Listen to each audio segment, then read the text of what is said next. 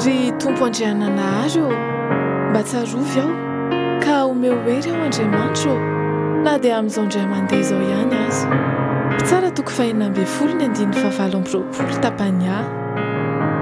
Anisan'ireo olony finoana voatanisa amin'ny epistily ho an'ny Hebreo Samsona satria tamin'ny hery lehibe no namonjeny zanak'Israely teo anoloan'ny Filistina.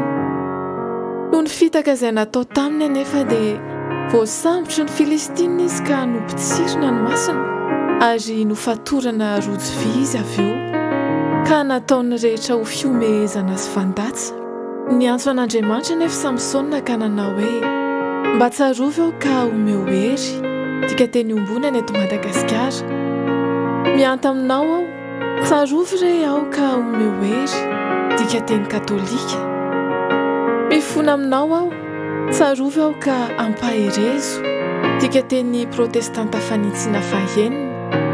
Tsy antsoantson'ny olona mila vonjy fotsiny io nataon'ny Samsona io fa sady mifony fanetretena sy fahatokiana tanteraka an'Andriamanitra no manambara ihany koa fahavononana amita ny iraka ampanaovina azy.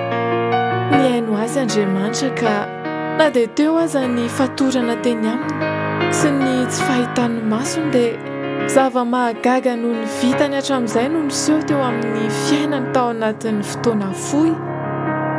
Koa na inona heverintsika ho fetrantsika na mety ho tsy fahombiazana na koa fahalemena dia ento eo amin'ny tompo izany ary mivonona anao dingana.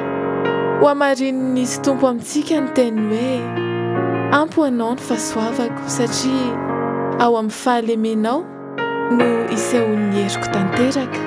Korintiana faharoa toko faharoa amby folo ny andiny fahasivy. Jesosy matoky anao sady ampy any fahasoavanao. Amen.